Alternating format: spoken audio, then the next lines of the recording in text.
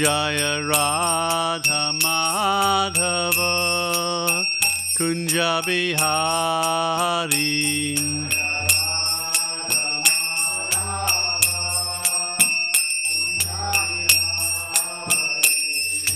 Gopi Janavalabha Girivaradari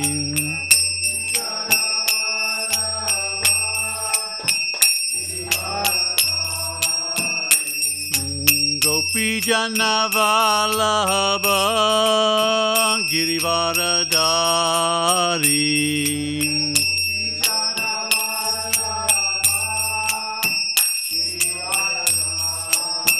Yashodanandana Braja Janaranjanam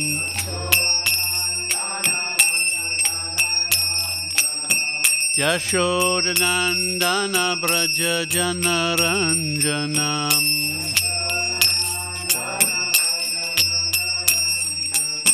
Yamunatira Vanacharya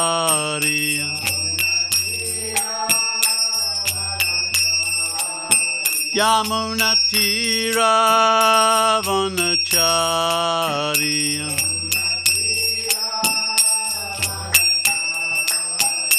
Jaya Radha Madhava Kunja Bihari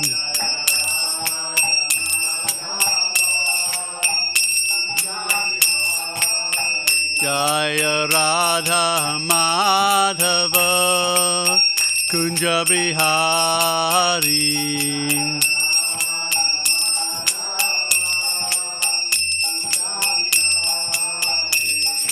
Gopi Janavalabha Girivaradari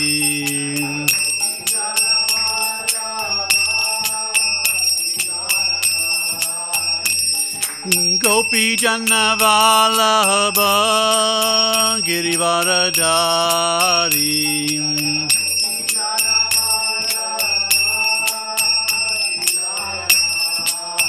Yashodanandana Braja Janaranjanam Yashodanandana Braja Janaranjanam Yamunatira Vanacharya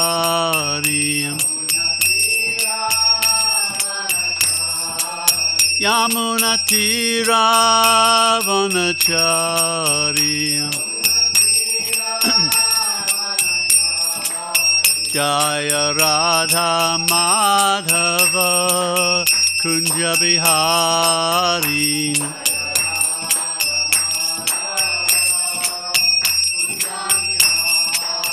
Jaya Radha Madhava Kunja Bihari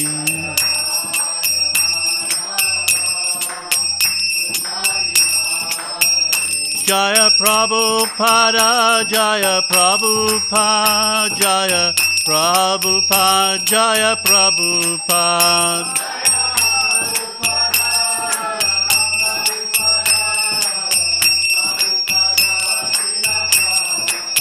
Jaya Prabhupada, Jaya Prabhupada, Prabhupada, Jaya Prabhupada.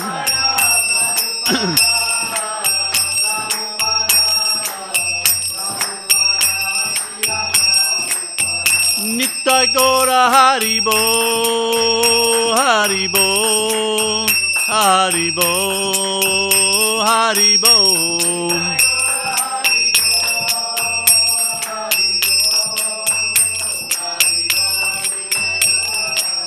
Nitya Gora Haribo, Haribo, Haribo, Haribo.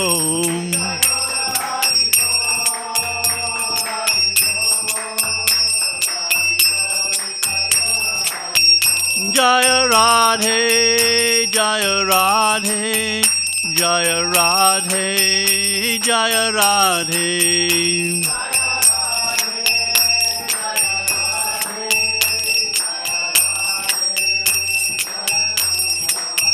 Jaya Radhe, Jaya Radhe, Jaya Radhe, Jaya Shri Radhe.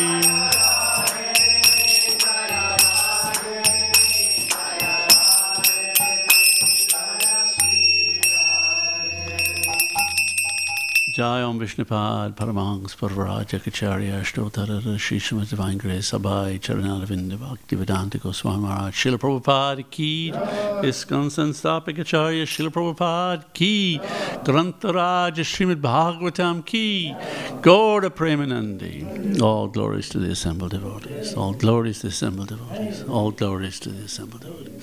Glories to Shri Guru and Shri Gauranga, all glories to Srila Prabhupada.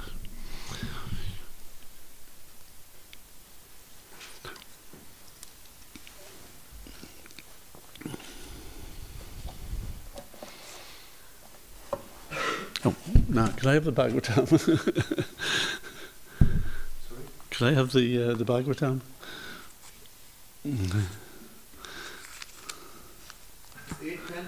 Eighth canto, please. Hare Krishna. So, a little different today. This is Scientific Saturday, in case you thought you'd come along on a Sunday morning. I don't know if that was something to do with the April Fools yesterday, but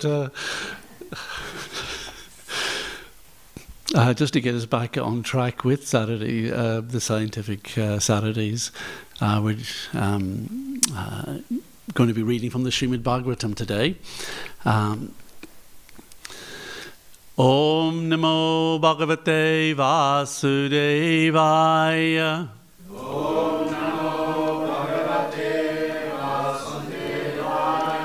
Om Namo Bhagavate Vasudevaya.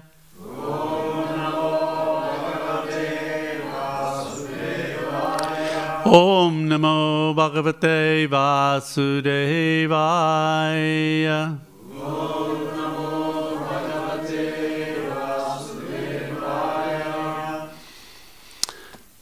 So we're studying from the Srimad Bhagavatam, Canto 8, Chapter 12, which is entitled Mohini Murti, Bewilders Lord Shiva. And this is text 8.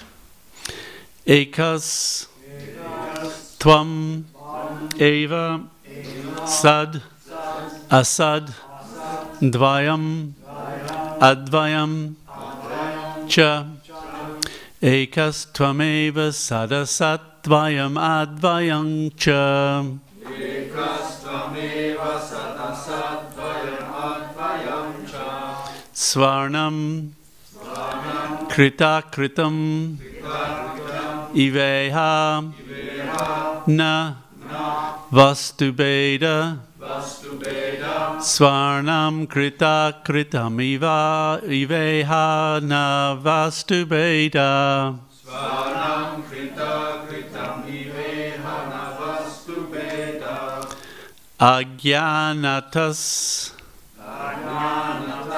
Tvayi Janayar Vihito Vikalpo Ajanatas Tvayi Janayar Vihito Vikalpo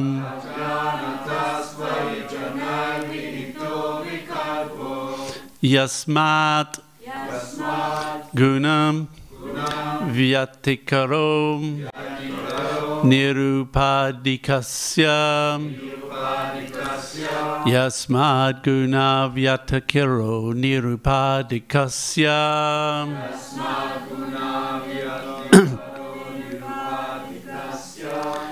Ekas Tvameva Sadasattvayam Ekas Tvameva Sadasattvayam Advayam Cha Ekas Tvameva Sadasattvayam Advayam Cha Svarnam Krita Kritam Iveha Navastubhedam Svarnam Krita Kritam Iveha Navastubhedam Agyanatas Tvayi Janayar Vihito Vikalpo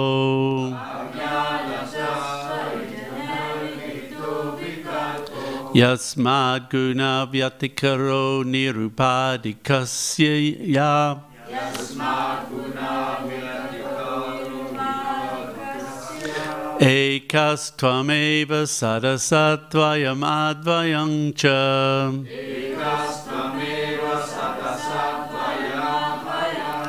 Swarnam krita kritam iveha navastu bedam.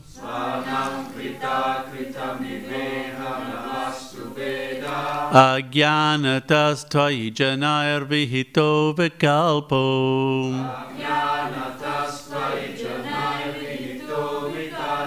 Yasmad guna vyatikaro nirupadikasya.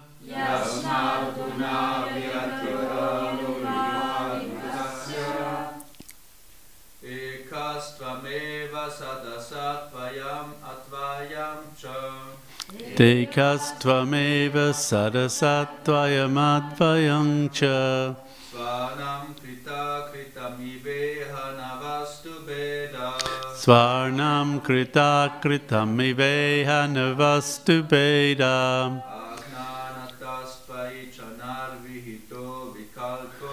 Ajnanatas tvai janar vihito vikalpo.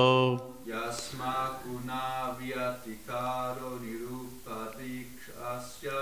Yasmad guna vyatikaro nirupadikasya.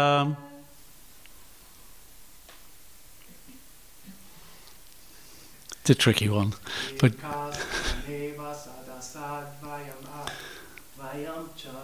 Ekas tvameva sadasattvayam advayam cha.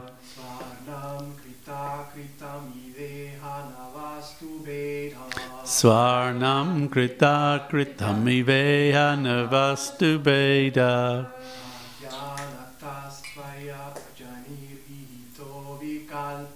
Ajnanatas tvai janair vihito vikalpo.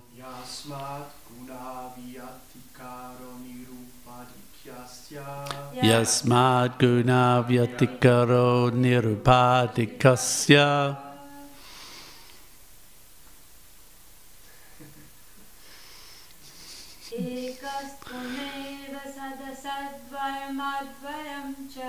Ekastvameva sadasattvayam advayam cha.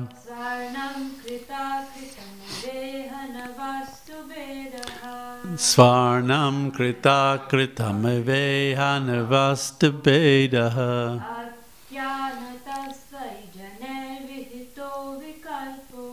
Ajnanatas tvai janair vihito vikalpo.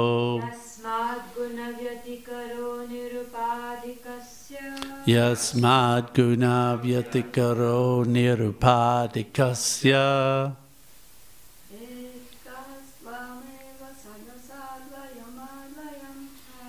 Ekastvameva sadasattvayam advayam cha.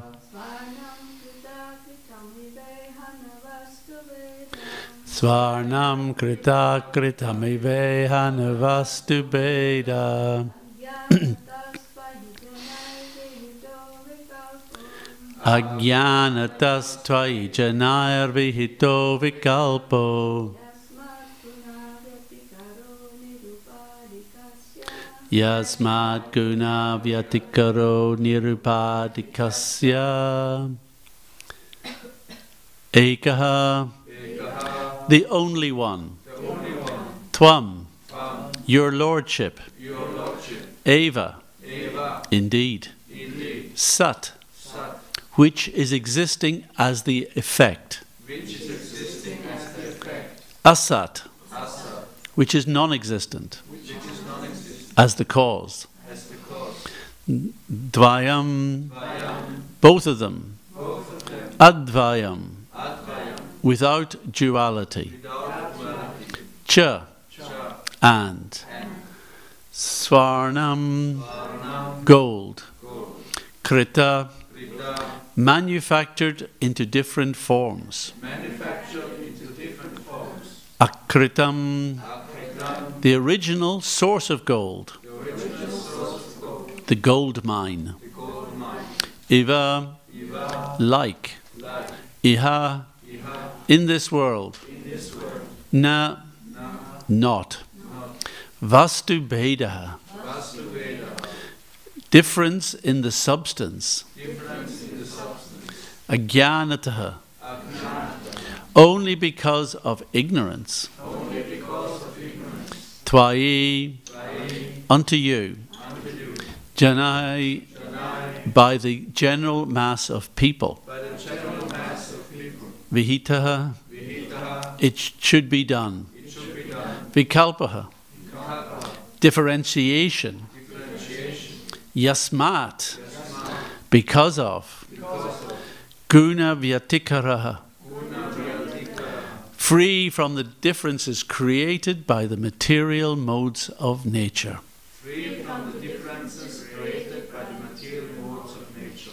Nirupadikasya, without any material designation.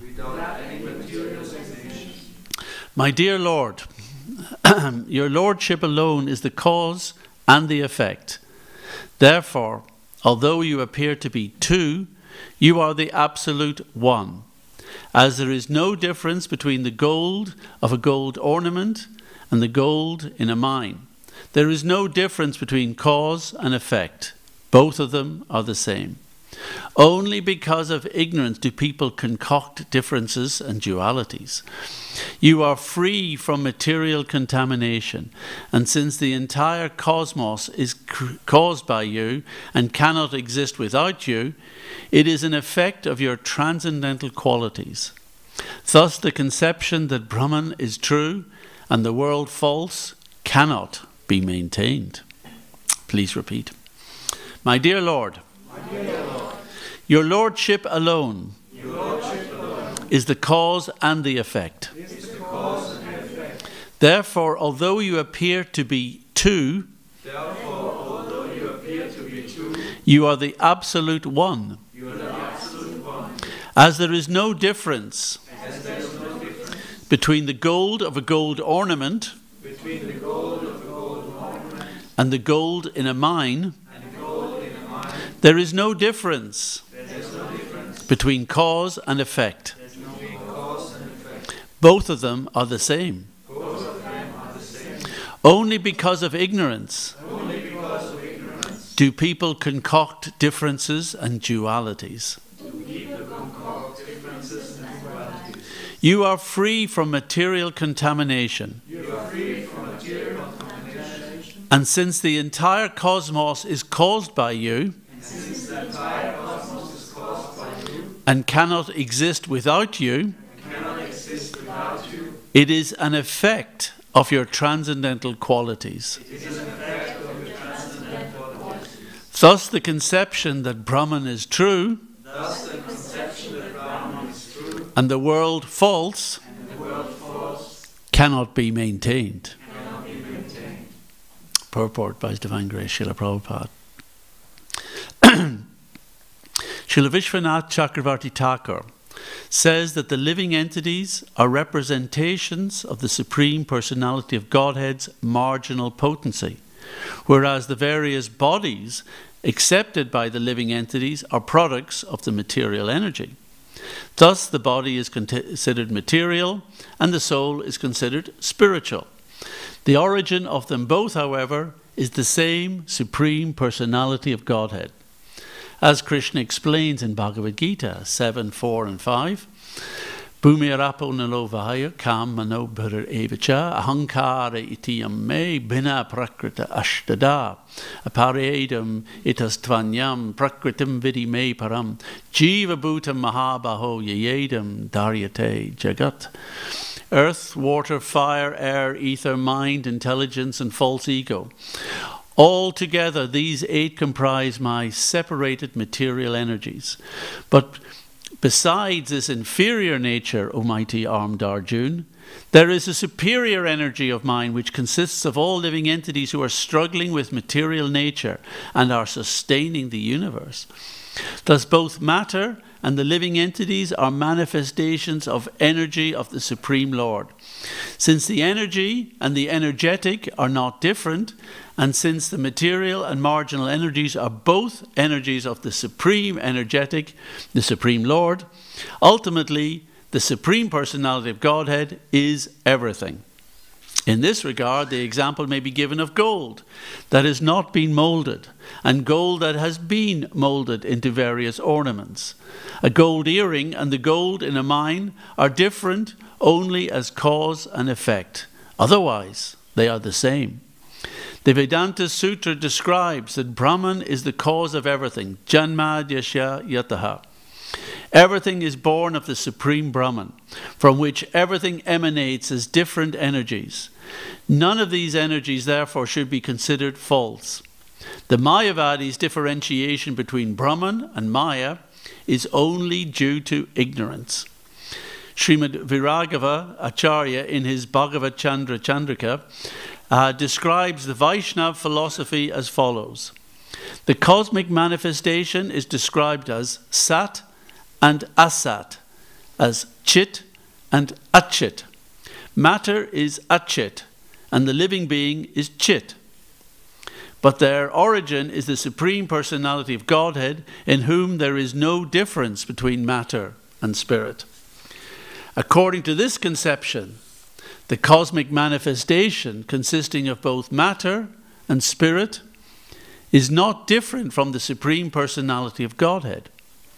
Idam hi Vishvam Bhagavan Ivahatara. The cosmic manifestation is also the Supreme Personality of Godhead, although it appears different from him.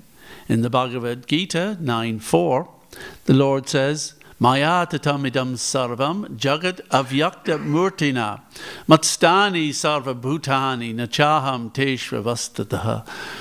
By me in my unmanifested form, this entire universe is pervaded. All beings are in me, but I am not in them. Thus, although someone may say that the Supreme Person is different from the cosmic manifestation, actually he is not. The Lord says, Maya tatam idam sarvam. In my impersonal feature I am spread throughout the world. Therefore this world is not different from him. The difference is a difference in names.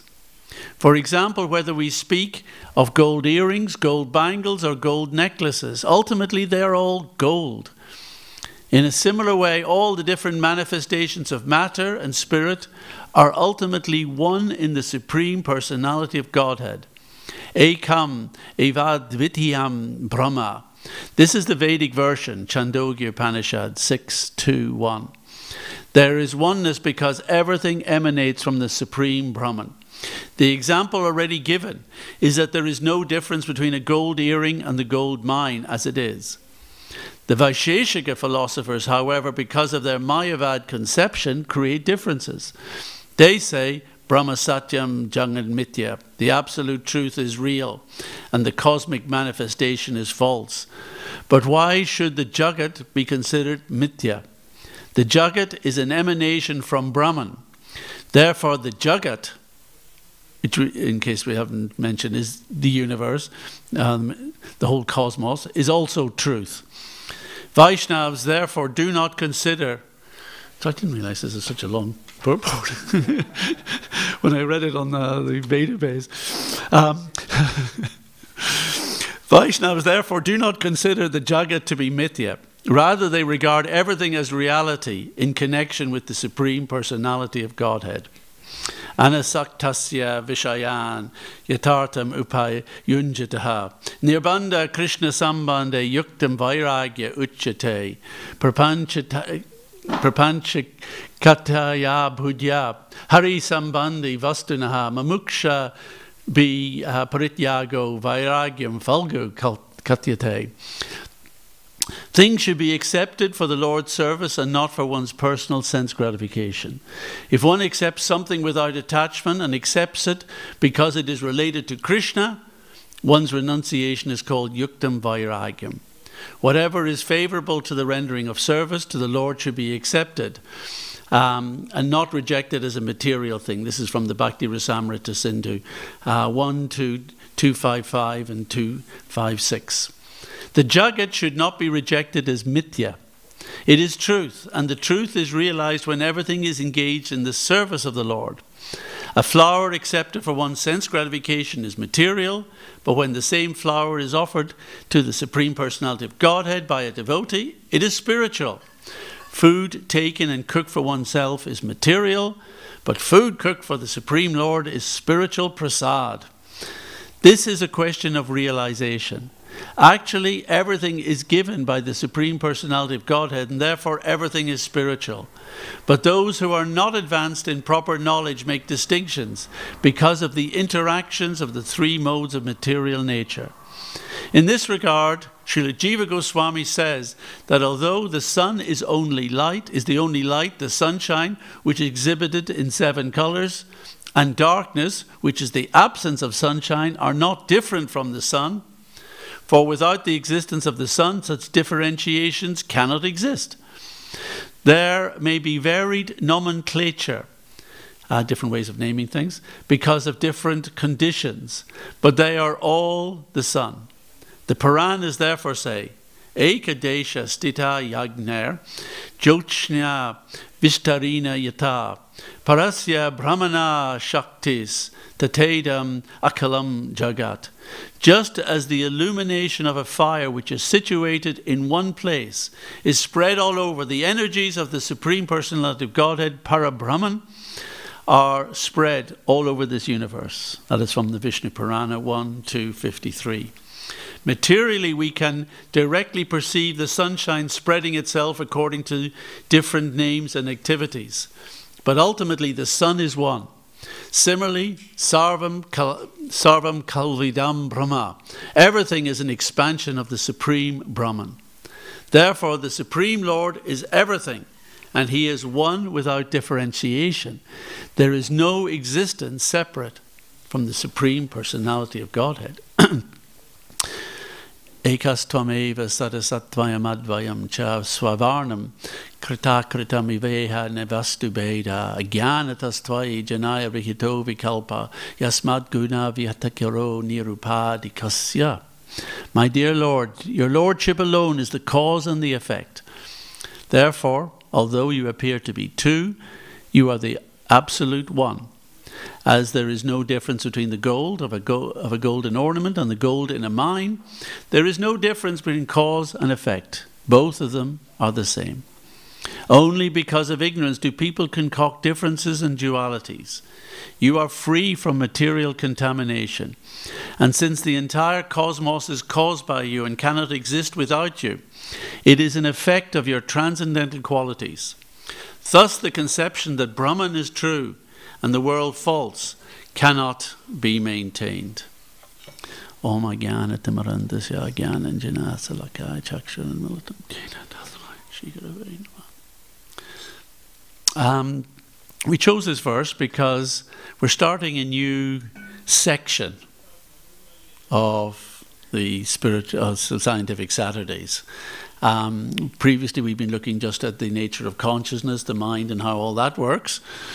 Now we're going to move into a little more of the metaphysics of the Srimad Bhagavatam. And in order to really appreciate this, because my experience is that this is not something devotees get into too much. The nature of the elements and all this, it's cute, but sometimes the relevance isn't brought out. But you can see how Prabhupada is bringing out the relevance of this question of the nature of the material world. Is it real or not? How he brings that into a devotional practice. That it is actually our realization in utilizing this world, offering our food, offering the flowers to Krishna, that helps us understand this is all spiritual because it's related to Krishna, but it's a question of our realization.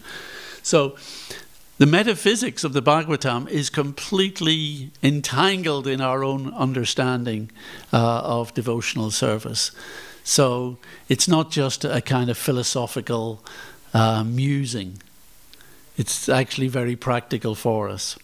So I chose this verse because we're going to start our exploration of the metaphysics by actually questioning what's out there. This question, is the world real or not? Now, the reason for tackling this is because even as devotees, we tend to fall into what is termed naive realism. That the world is real and that's just the way it is. And we're here kind of interacting with it. And, this is all hard stuff, it's immutable, it's solid. And therefore, when we read some of the statements of the Bhagavatam, particularly in relationship to mystic behavior, or how the earth seems to accommodate, billions of people and trillions of people and trillions of cows, whatever it is, or we read of how the devas generate the life forms, the different species. We think, how does that work? But if you understand how the metaphysics of this world works, according to the Bhagavatam, you go, yeah, it's kind of obvious that all that is practical and possible. But in order to understand how the Bhagavatam works, we've got to shake up our naive realism, because it's not what the philosophers say and it's not what the scientists say. It's our own conception of the robustness and hardness and unchangeable nature of stuff. Sorry, did you have a clarification on something? Yeah, the word metaphysics, how you would explain this for simple? Good question. Metaphysics. Metaphysics is looking at a description of reality that goes beyond physics. And most scientists hate metaphysics because they think we only do physics. We do the real science. And metaphysics is just speculation. There was a really good little clip from one scientist passed around in our vast community, among the Bhaktivedanta Institute. It was this philosopher scientist explaining that scientists don't understand philosophy, and therefore they don't understand that most of the time when they're talking to the public, they're talking metaphysics, not physics. When they talk about Big Bang, when they talk about what came before that, he was particularly talking in terms of cosmology. He was saying, this is not physics. None of that's testable through physics. It's extrapolations. It's conjecture. It's metaphysics. So science strays into metaphysics. They go beyond what can be determined by the scientific method. And there's nothing wrong with doing that as long as you know that's what you're doing. And as long as it comes with a kind of, customer warning, one of those consumer warnings that we are now not talking science, we are talking metaphysics. Okay, fine. And if you want to talk metaphysics, great, because that's our field. And we can help you with that.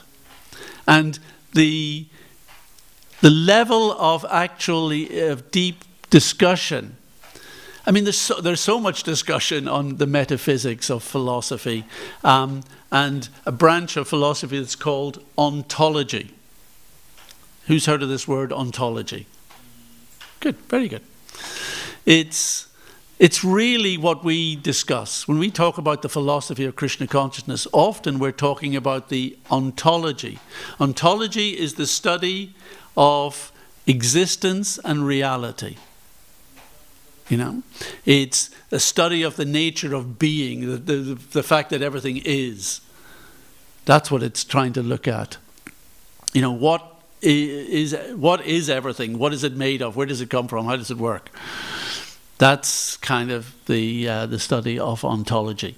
And that's a branch of metaphysics dealing with the subject matter described particularly in this verse and purport. Now, the difficulty is, unless you understand the biggest picture possible, of reality, then all speculations on ontology become partial and limited, and they don't work. And therefore the people argue over it. But what this verse, and it's spoken by Lord Shiva, trying to praise Vishnu. He's going to see Vishnu because he's interested. He wants to see the Mohini Murti incarnation. You know, fascinated how the Lord did that one. So he's giving him all sorts of praise, but and speaking this verse. But very important, establishing Krishna as the source of everything. Now, why this is important at this stage is not just leading us into the other aspects of how matter works, and also in the Atma Paradigm series we've been very eager that we cover metaphysics first, because without understanding metaphysics you're not going to understand how life and biology works. You know, you're going to think it works in its particular way without understanding actually what is the metaphysical reality of matter, which is able to manifest the way we see it and the way the Bhagavatam describes it. Similarly, many devotees get very concerned over things they read in the 5th canto. But if you've studied, and this is on the 8th canto, but if you study the metaphysics of the 2nd and 3rd cantos, it's not so bewildering. But the problem is we tended to have skipped over those ones and not really got into them as detailed as we should. Then we come to the 5th canto and go, oh, I don't understand how that works. So it's because of naive realism. So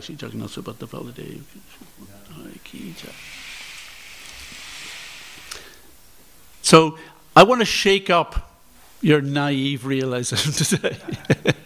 And I do it again to remind myself. So this next set of classes will also address some of the questions that have already come up. We've talked about consciousness, but what's consciousness made of?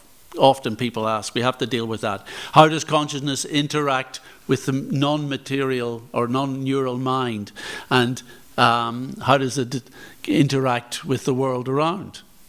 See, those are big questions for philosophy. And what is the concept of total reality that holds all this together? Bit of a clue in this purport. So we're going to look at what's real today. That's kind of our subject. What's reality really like? And I'm going to take you back to an Irish bishop called George Berkeley. And he is famous because most people think his philosophy was that the world doesn't exist. And he gave you this way of thinking of things. He said, we see ideas. We perceive ideas in our mind, right? And we perceive objects in our mind. And we've talked about that, how everything that's out there is the information, and it comes through light, but it's converted into information within our eyes, electrical information, which goes to the brain, and neural patterns, which is information, and then we perceive it. So we perceive the world in our mind. So if objects are stuff in our mind, and thoughts are things in our mind, how can you tell the difference between what is a thought and what is an object? Now you might think that's so stupid. Of course, that's an object. But the only reason I thought that was an object is because I've got lots of information about this, whatever it is. Whatever it is, I've got that information in my mind. So therefore, how can I tell the difference between a thought and an object? Because the only thing I know of the object is the thoughts about it.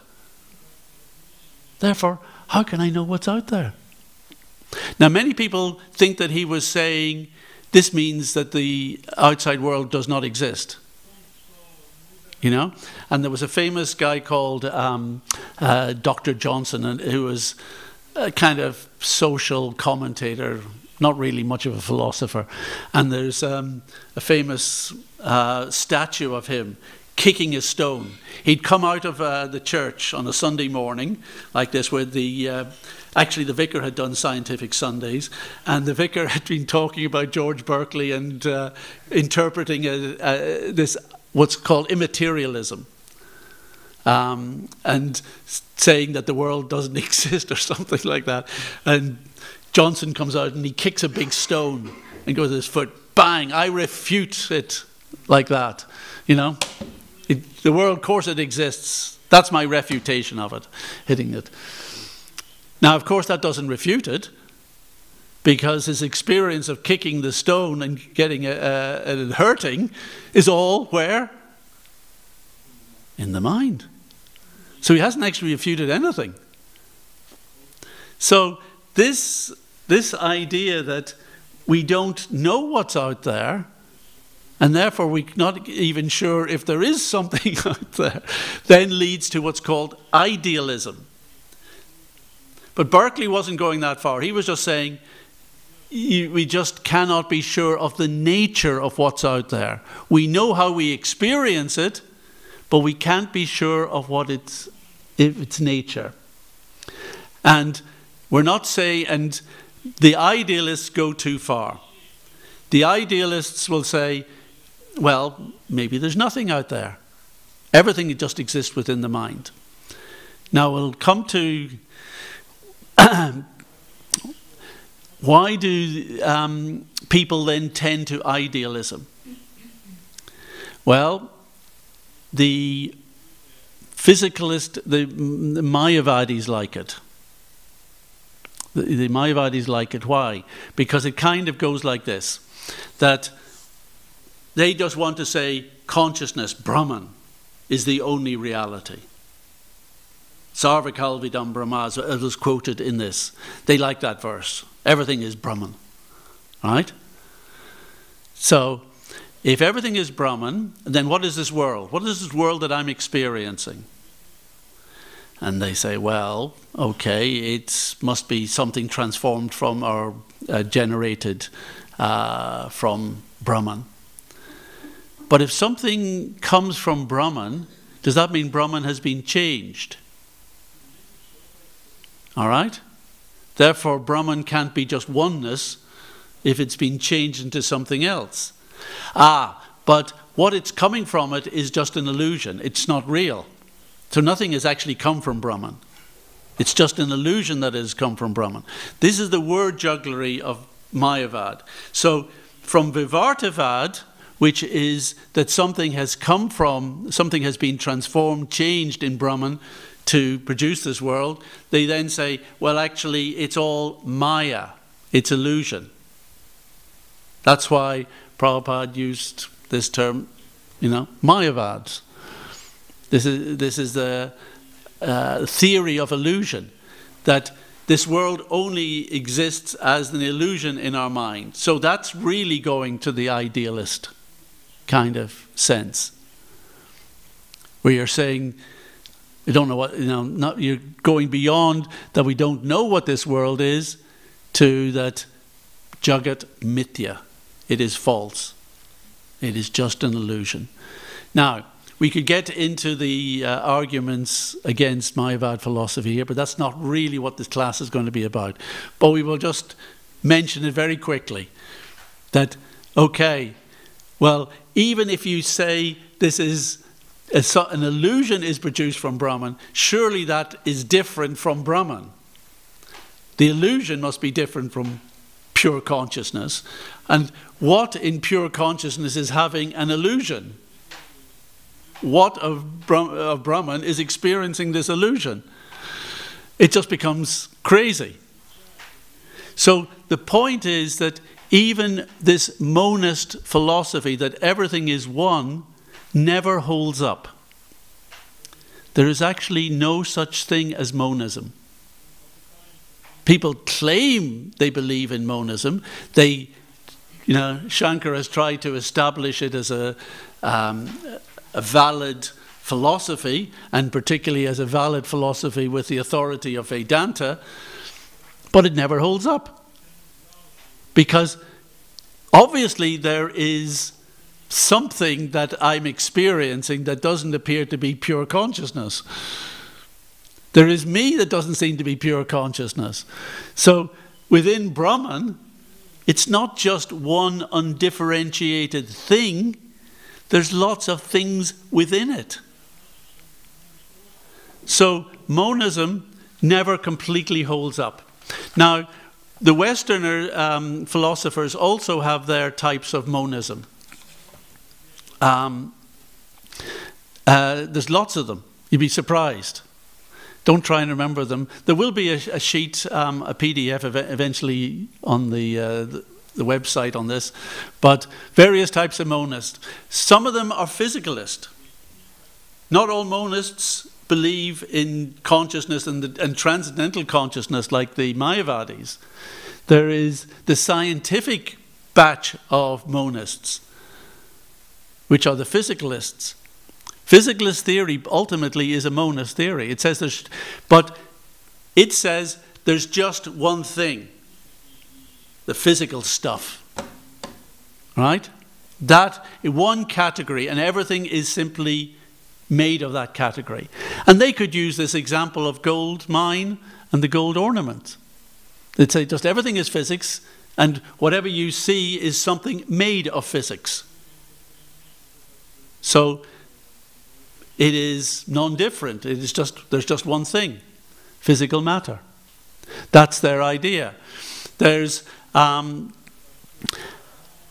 not going to. It would be too much to go into this, but here's the thing about monist philosophy, and this is analysed by Western philosophers, and there's a very good entry on this in the Stanford Encyclopedia of Philosophy, that when you're talking about oneness, you have to understand what you're targeting as being only one.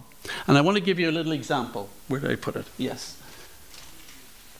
Here's something I made earlier, as they say. Can you all see what's on the... Oh, Krishna. Oh. So it's not one anymore. It's not what... Unfortunately. Yeah.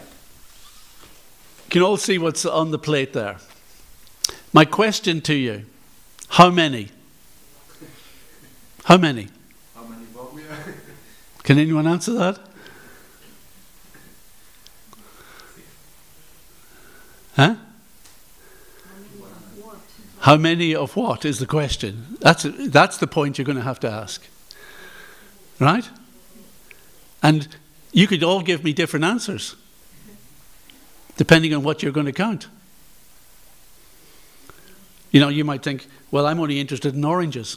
4 is the answer. All right? Depending on your view, I only see 3. Well, there's one hiding at the back here. And you might say, well, actually, I'm only interested in the tangerines, so there's just 3 of them, or mandarins, I think there are 3 of them. Or you could say, in fruits, my target is fruits. I don't care what type of fruits they are. I'm just going to look at fruits. Okay? And there are 6 types of fruits there, right? So I might count that. So if I was a monist, I might then say, all right, I'm going to set my category at the highest level I can. Instead of thinking about the difference between a mandarin and an orange, that's differentiation. I'm not going to look at that because they're just oranges. And instead of making a difference between oranges and bananas, which obviously is a big difference, I'm going to just say they're fruits. So I'm taking the level up a bit, right? So when you take your target up, you're trying to create something that's, what's the oneness that holds all these together? Right? It's not being citrus fruits, because a banana isn't a citrus fruit. So it's fruits, all right? So that's my highest category. So if my highest category is fruits, then there's just one type of thing. There's only one. Everything is a fruit, basically. Everything is a fruit object, isn't it? So that's my oneness. So now I've got oneness. So if I asked you to count my target, you know, how many types, sorry, we've got to take it to another level. We've got to say, so fruits is my target, but there's only one category which everything belongs to. So I have to look at each thing and say, does it belong in that category? Yes, yes, yes, yes, yes. Therefore, there's oneness. So oneness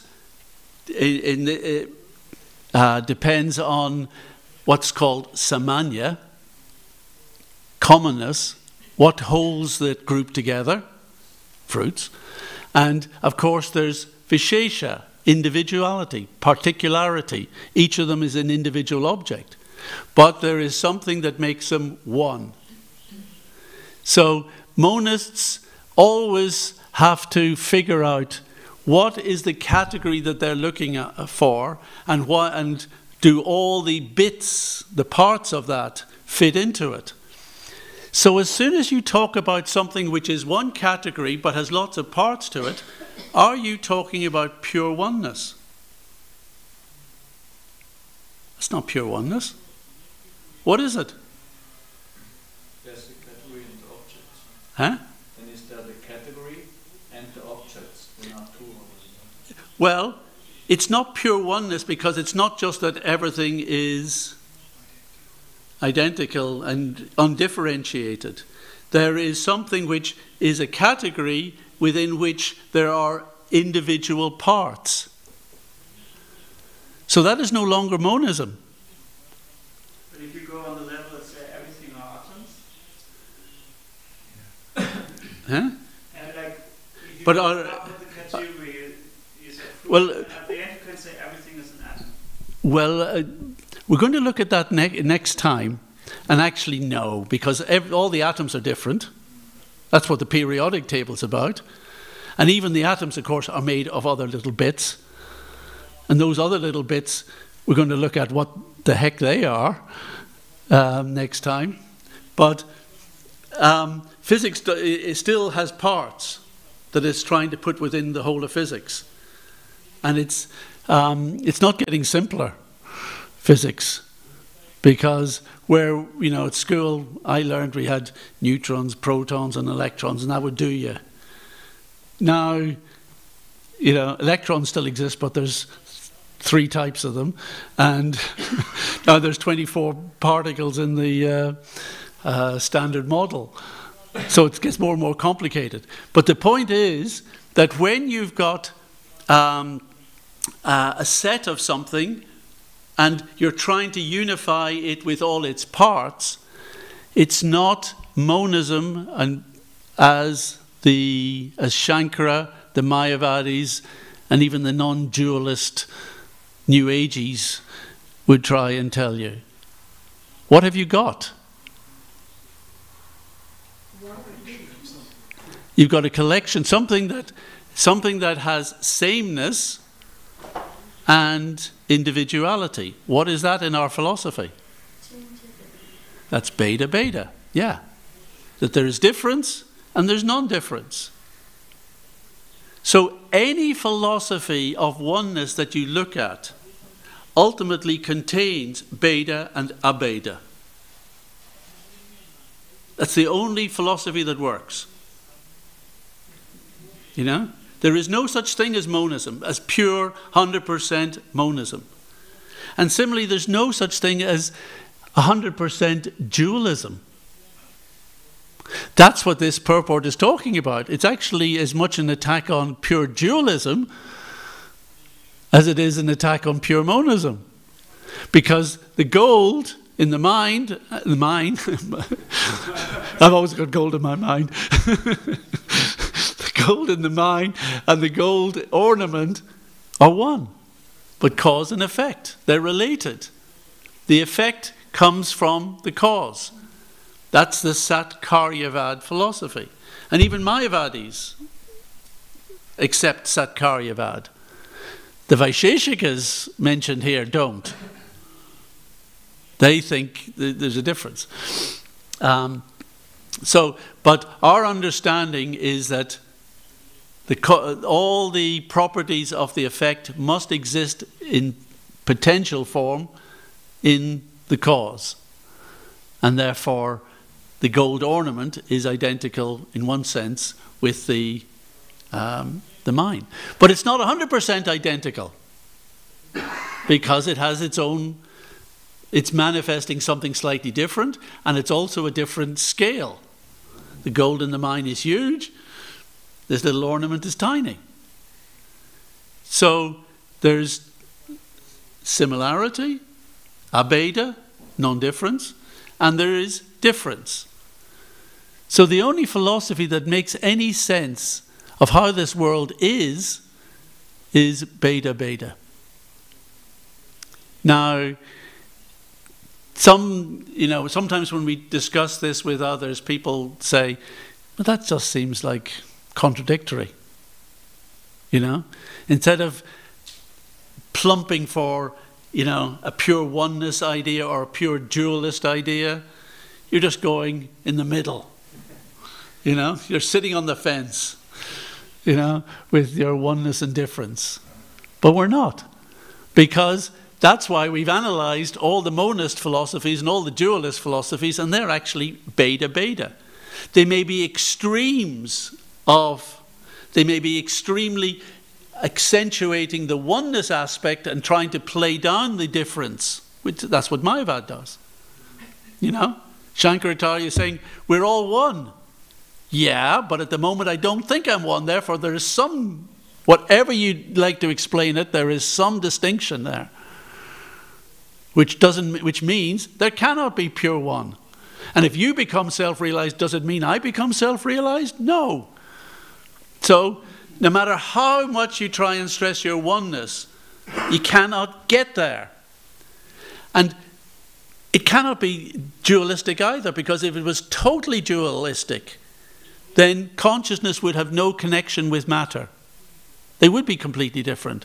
And the criticisms that were leveled against Descartes are valid, because he was trying to posit a purely dualistic thing. It don't work. Now, some of our philosophers, like Madhava, seems to be stressing the dualistic thing very strongly and calls his philosophy Dvaitavad, dualist. But that's it's not 100% dualistic philosophy. It's meant to just accentuate that in opposition to Shankara. Now, bhedabheda is also not a new idea. It's not something that Lord Chaitanya came up with. It's not something that was generated in reaction to Shankara. Actually, it's the opposite. You may not appreciate this, but Shankara, in his Sharirika Bhasya, was trying to defeat bhedabheda philosophy. It existed prior, and it was known, as the authentic Vedanta philosophy. Bhedabheda was the original interpretation of Vedanta. Shankara tried to tear that away and win Vedanta over to his idea. Then, of course, the Vaishnava philosophers after that had to defeat Shankara in different forms, like Ramanuja, qualified non-dualism. So he's saying, yes, everything is one, but it has its bits, and each of its bits has its own qualities and properties. So qualified. It's not qualified in terms that it's got a degree. It's qualified meaning that it's got qualities. It's not just this oneness thing. It's got qualities. And it has qualities from the top to the bottom. At the top of everything is Krishna. Krishna has qualities. Krishna has infinite complexity and infinite potencies and infinite qualities. And from that, from Krishna, everything else can manifest as the effect. As it said here, your lordship alone is the cause and the effect. So when we kind of look at the overall picture, we say everything is one. There is one ultimate category that everything else belongs to. And that category is Krishna. Yeah. So that is our monism, if you like. That everything is Krishna. But we know that in order to understand how everything is Krishna, you actually have to understand how things manifest from Krishna, as this world and as the jivas. So it's everything is Krishna, or rather we should say everything is Krishna and his shaktis, his potencies. And the fact that he has Acintya shaktis, inconceivable potencies that are manifesting both matter and us, the jivas. Those are two basic big categories of stuff that Krishna manifests. The whole spiritual world is the bigger part, but we are part of those, and because we are part of the effect produced from the cause, Krishna, and this world is part of the effect produced from the cause of Krishna. Therefore, there's a natural connection. We can be connected with this world. And just as I am real, the world is also real. So, bhedabheda philosophy allows us to understand the reality of everything we know is real.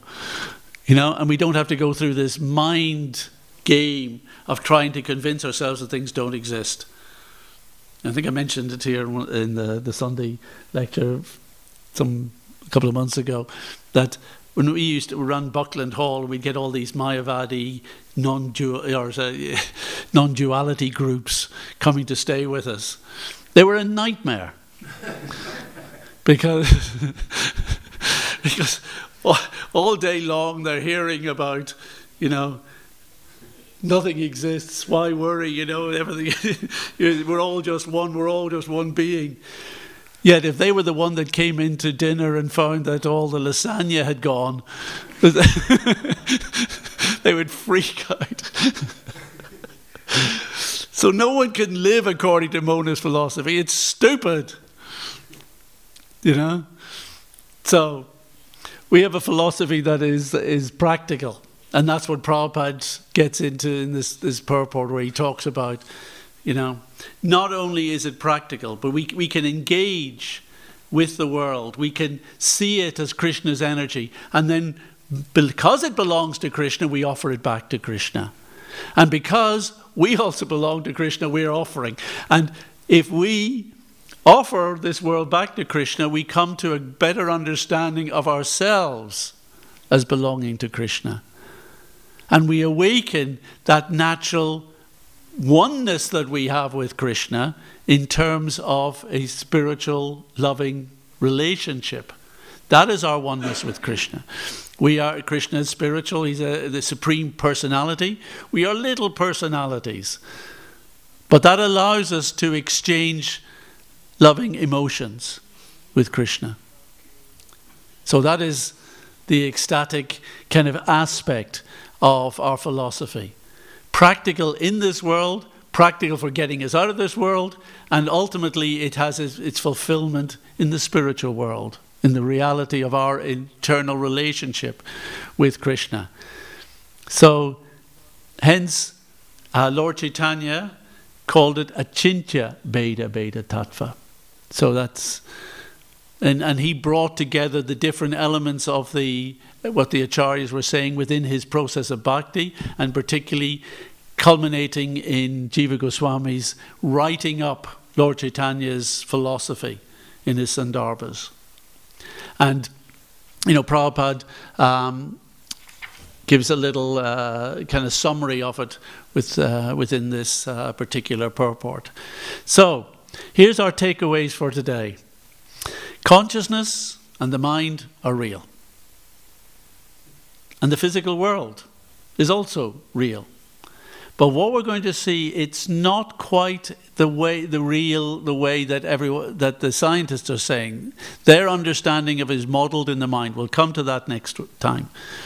You know, but it's still real. We're not saying it's false. We are not idealists.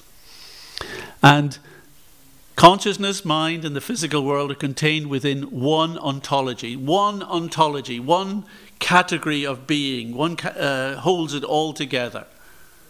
And that's explained in our Acintya bhedabheda philosophy. And all other attempts to try and establish an ontology based on extreme monism or extreme dualism fail. Rather, we should have a look and see that they are all aspects of bhedabheda. But they are bhedabheda philosophy, but their target is not big enough. Like, for instance, when the scientists say everything is physical, that explains all this. But that's not big enough. Because what about consciousness? Is that also physical? Well, it must be, because there's only one ontology. No, wait a minute. You can't do it that way round. You've got to look at the things as they are and decide whether they do fit in within the target. Consciousness doesn't fit within your physics basket, within that category. You cannot, therefore, if you say that everything is physical, there's things outside that. Therefore, your ontology isn't big enough. So our point is, you need a bigger ontology to hold consciousness, a real world, mind, and actually a lot of stuff beyond what we know, i.e. Vaikuntha and Goloka. You know, the ontology has to handle all of that. So, therefore, the Bhagavatam offers us the most perfect platform to explore consciousness and reality. One total whole, Krishna. Om Purnamada Purnamidam. This the beautiful verse from the invocation to the Isopanishad. And Prabhupada reveals that when those words are used, they're referring to Krishna.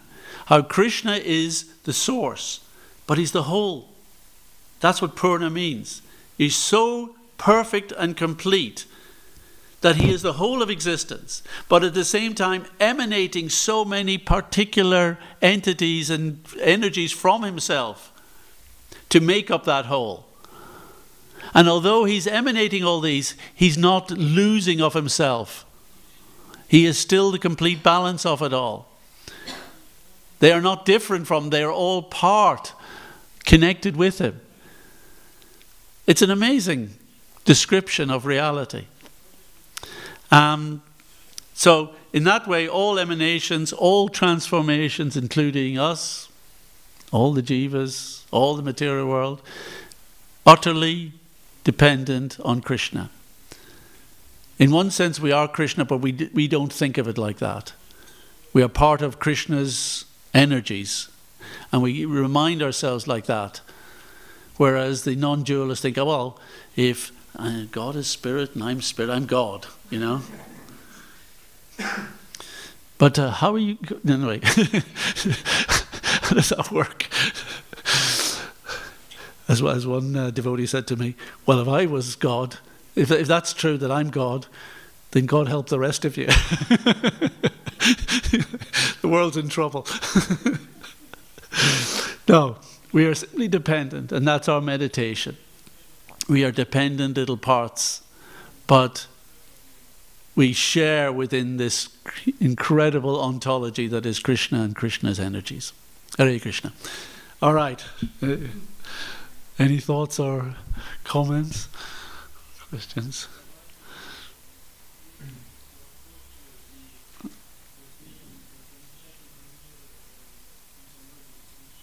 In one sense, everything is Krishna, everything is spiritual.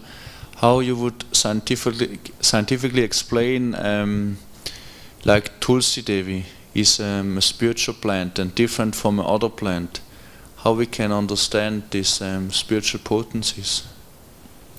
Well, if everything is Krishna's energy, then things, what we call spiritual and what we call material, is how it acts on us. And how it acts on us is to do with our relationship with it. So there are certain things like prasadam, we take an ordinary orange from an ordinary tree, we offer it to Krishna, it is spiritual. Therefore it's Krishna's energy, it acts on us spiritually. But Krishna is also very kind, and that he arranges things which are inherently spiritual to manifest in this world around us. And Tulsi is not dependent on being spiritualized by us offering to Krishna. Tulsi is already inherently spiritual, and the Ganges, and Jamuna are inherently spiritual, but we will see them as material. But our connection with Tulsi is not to try and think, oh, I'm taking something which is an ordinary plant and I'm offering it to Krishna. No, this is me connecting with a devotee of Krishna, and together I'm being engaged by this devotee in the service of Krishna. So it's a special blessing that in this world there are things which Krishna has manifest which we might regard as material, but it's still part of Krishna's energy, and therefore can be offered to Krishna and spiritualized. And there are those things which are inherently spiritual, which when we come in contact with them, uplift us. Yeah, this was very helpful for me. At what point is something be considered spiritual?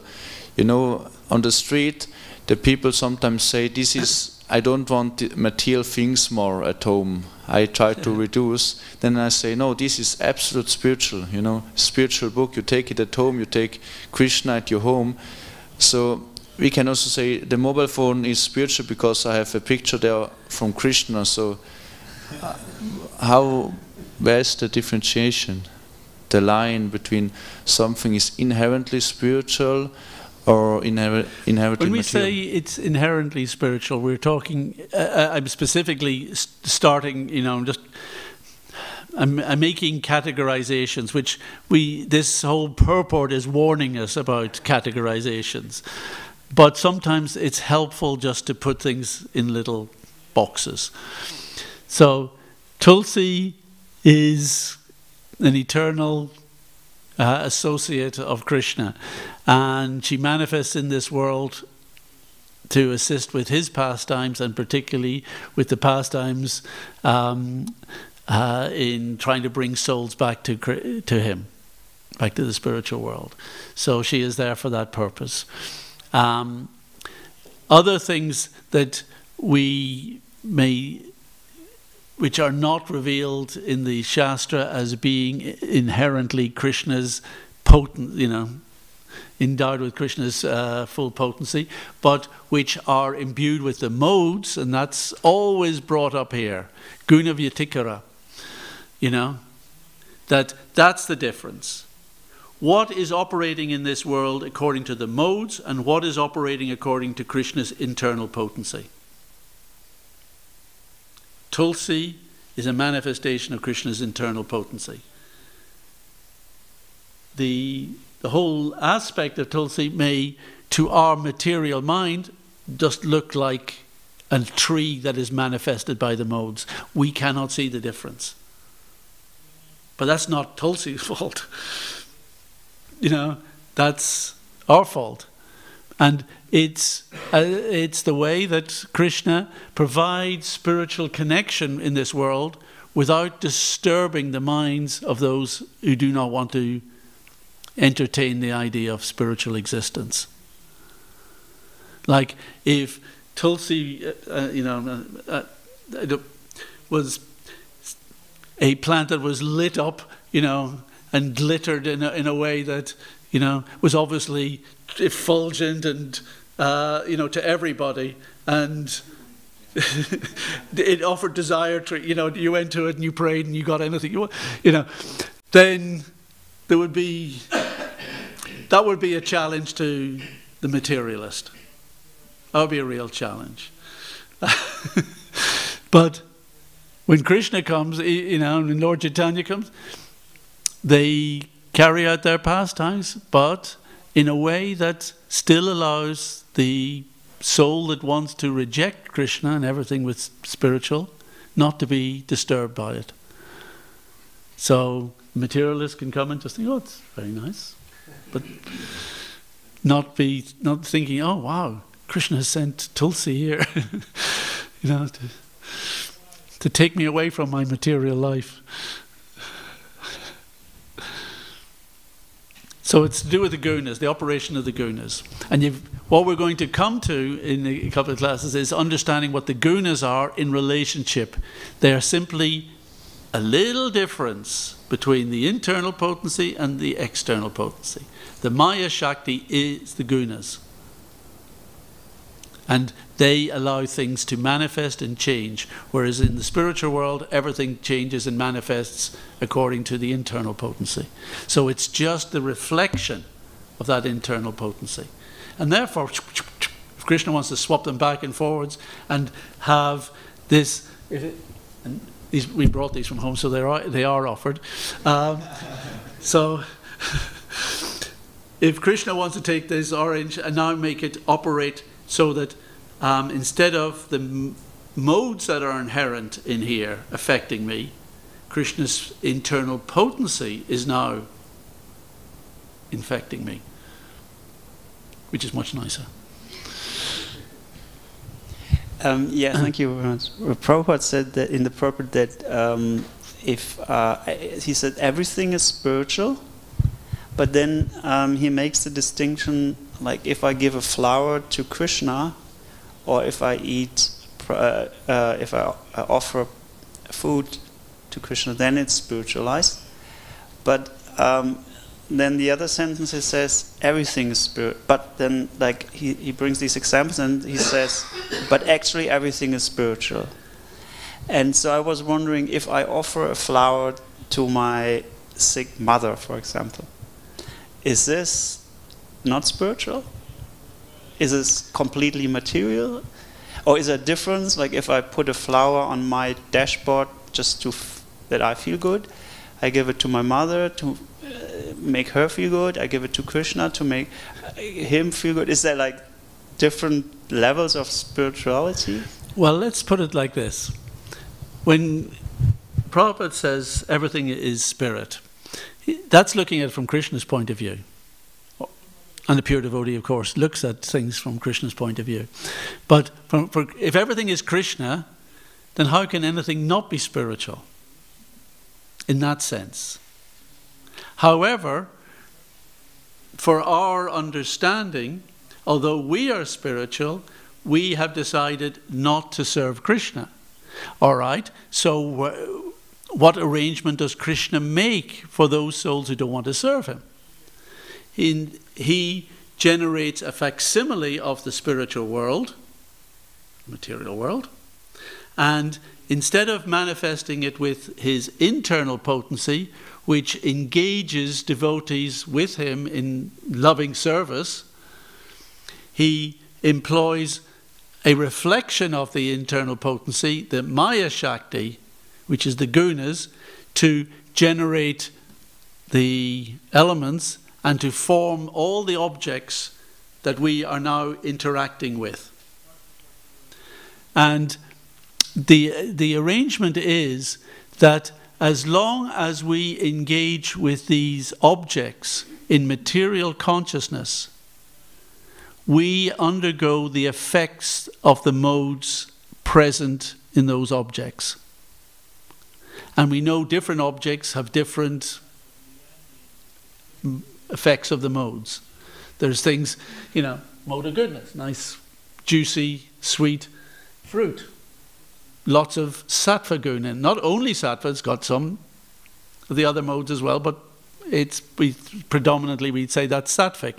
Other types of food are going to be rajasic, passionate, and others are going to be tamasic, full of ignorance, nasty stuff.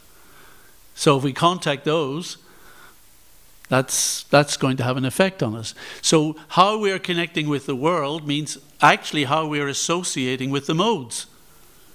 What are the modes in all this thing? Now, when you do something nice for another embodied being, whether it's a human or another creature, you're doing something nice for them, you're doing a sattvic activity. And therefore you will get some sattvic benefit, but it is not spiritual.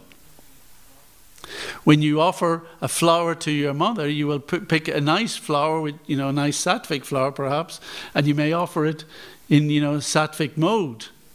And you will be blessed with that kind of dharmic kind of effect on you. But it is not spiritual. Nothing, there's been no recognition of how this is Krishna's energy. Therefore, the gunas are still active, but they may be more sattvic than the others. However, and perhaps some of you have been through situations where you've had to look after your parents or other loved ones, and at a particular time you're very eager to make sure that they get something that has been touched by Krishna, right? So if you want to please your mom, get some nice flowers that have been offered to Krishna and say, I'm just going to make a nice little kind of a posy or whatever little thing on the table here, so that she can see and appreciate, and she goes, oh, that's nice. And when she does that, she's actually appreciating Krishna Prasad, what's been offered to Krishna. She's actually connecting with something that has now got spiritual effect.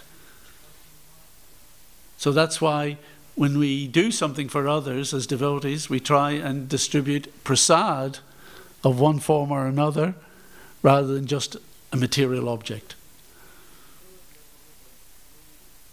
As best we can. It's not always as simple as one or the other. But that's what we try and do. So one could say it's kind of this offering to Krishna changes somehow the consistency of the constitution of the object. Like if it would be under like a warm light and it changes, like gets warm. It has almost like a physical. So spiritualizing, offering things to Krishna almost has like a physical effect. I mean, this is like contradictory, but it has. This is really important. What you're asking, and it's worth. We're extending the class a little bit here, but this is actually the crux of naive realism. Thinking that spirit must be something different to what I think matter is. This is the crux of what's the difficulty that we all have, So that's why this is a really important point you're bringing out here. So let's go through it again, and I'm going to start with something. I think it was in one of the ISKCON Connection Dandavat's articles. This devotee was remembering a university program he was at, where the lead devotee said, we're now going to show you a mystic event. We're going to take something that is purely material and turn it into something purely spiritual. And everyone's going, wow, what's going to happen? So he took some fruits and things, put them in front of a picture of Krishna, said the prayers, ta-da!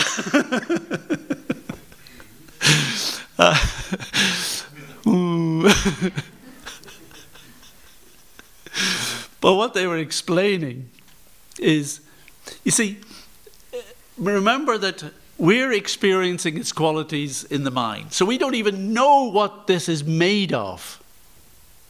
When we talk about atoms and molecules and quarks and quantum fields, we still don't know what they're made of. That's not what things are made of. Those are ways of describing what we're experiencing. So everything we know about this world is just our way of trying to explain it, my experience of it. So that's why it is so different. because my experience of an ordinary orange will be one thing. My experience of prasadam will be totally different. It may look like the same to my senses. The light will still bounce off it in the same way. The chemicals will still be the same, you know, but something changes in its effect on me. It's no longer something that is composed of the modes. It's now composed of Krishna's internal potency, because the modes were only that transformation of Krishna's internal potency. So the transformation is in Krishna's hands, from material to spiritual, without having to adjust anything else. It's in Krishna's hands, and Krishna's looking after the manipulation of all of this. Now, later on in one of the sessions, I'm going to show how you can change the modal composition of objects scientifically. Yeah, so that, sorry to get to the physical, but that's what I was thinking. Krishna's taking the gunas out, or can we say that? Not really. I don't look at it as, you see, it's parinama. Our philosophy is parinamavad, transformations of Krishna's Shaktis. And so Krishna has many different Shaktis, and he uses the Maya Shakti to manifest the modes in order to manifest the material world. So if Krishna wants, instead of saying, oh, I'm using my Maya Shakti for this, I'm now using my internal potency. You know, my Bhakti Shakti for this, because it has been offered with love.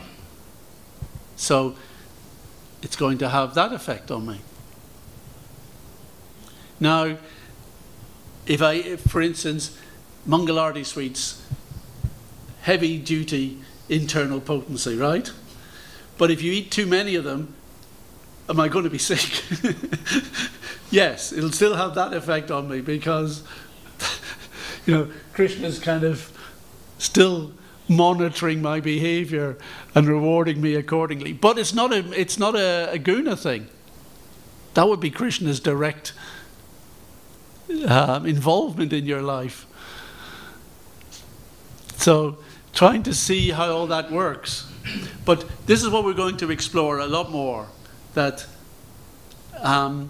we're dealing in the material world, we're dealing with energy. Even what we call physics and hard stuff is just energy and information. That's all it is.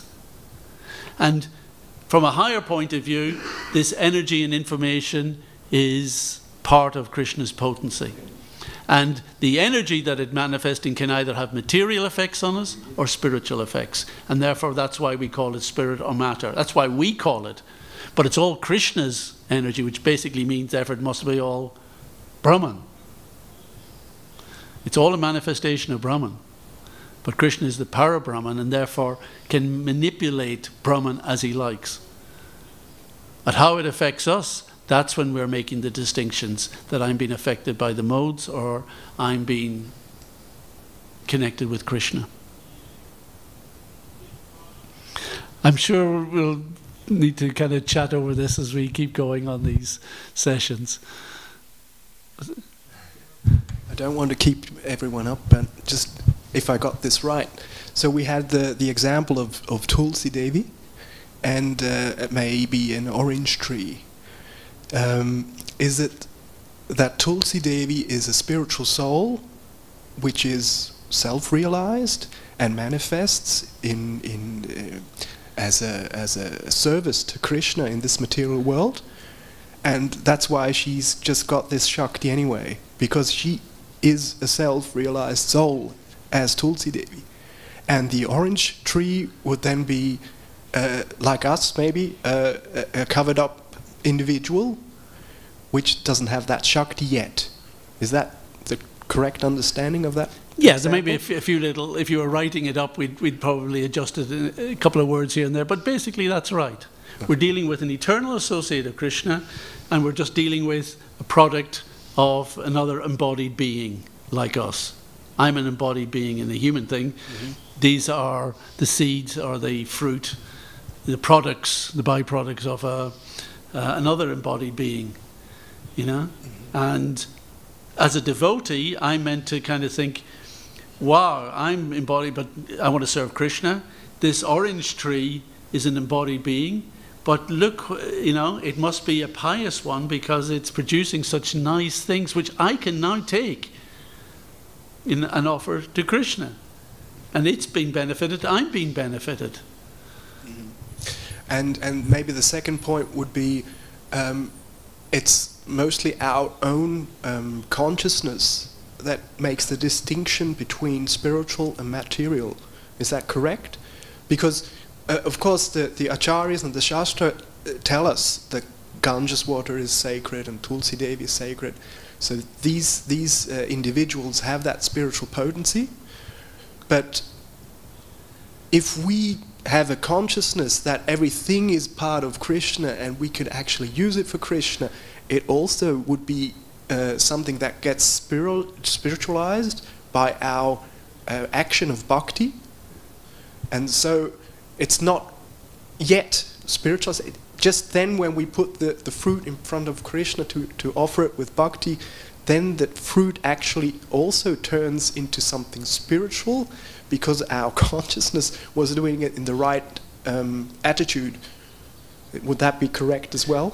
It turns into something spiritual because Krishna has accepted it. Mm-hmm. And not because of me, of course. Krishna does the work. But he's accepting it because of you, because of your devotion. Okay, You know. so that my desire was to give something to Krishna. Your desire was, and Krishna awards me with turning the thing into something spiritual. yeah.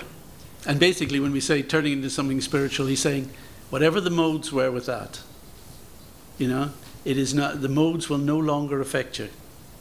You are free. And we read all the time, every other verse is saying free from the modes of material nature, isn't it? That's what we're trying to get. So on an ordinary tree, it's made of modes. The fruit are made of the modes. You eat them, you're affected by the modes. Offer it to Krishna, the modes aren't going to work on you. Just the spiritual benefit. It's Krishna's mercy then. It's internal potency now. The internal potency is manifesting, not the modes. Okay. Thank you very much. Oh no, sorry. I mean, just in connection to this only, is it a difference if I offered like without like a routine? I just do, okay, here Krishna, here's something, or I do it really with my full heart and say, Krishna, this is for you. Is the act the more important thing, or is it the heart? Well, it's devotion. So it could be possible that someone offers it, but it's not accepted. Well, that's why we offer to our spiritual master. We offer everything through the spiritual master because our methods and our devotion is so weak that if we were relying on that, no, it wouldn't go anywhere. You know, you saw the old joke, you know, Krishna sits down with Vishnu for lunch. And Krishna pulls out, Vishnu says, well, what have you got, Krishna? And so Krishna pulls out and he says, well, I've got 3 types of sabjis, and there's paneer here, and there's chapatis, and I got samosas and pakoras and everything else, you know. What did you get, Vishnu? Oh, a bag of crisps and a chocolate bar. Because what do we offer to Vishnu? Shri Vishnu, Shri Vishnu, Shri Vishnu. So, I mean, you know, how much devotion is that? How much spiritual benefit, you know? You got to ask. Now, we offer through our spiritual master. We offer all our service through our spiritual master. Not just offerings for foodstuffs, but offerings of Sankirtan, offerings of deity worship. It's all offered through the spiritual master. Because he is then going to Krishna saying, look, but please, I want to help these. You know, could you bless them with with some spiritual thing for what they've done? You know. So I think it's a bit like that. Acha, so now, thank you very much. Srila Prabhupada ki jai. Grantaraj Srimad Bhagavatam ki jai. Hare Krishna.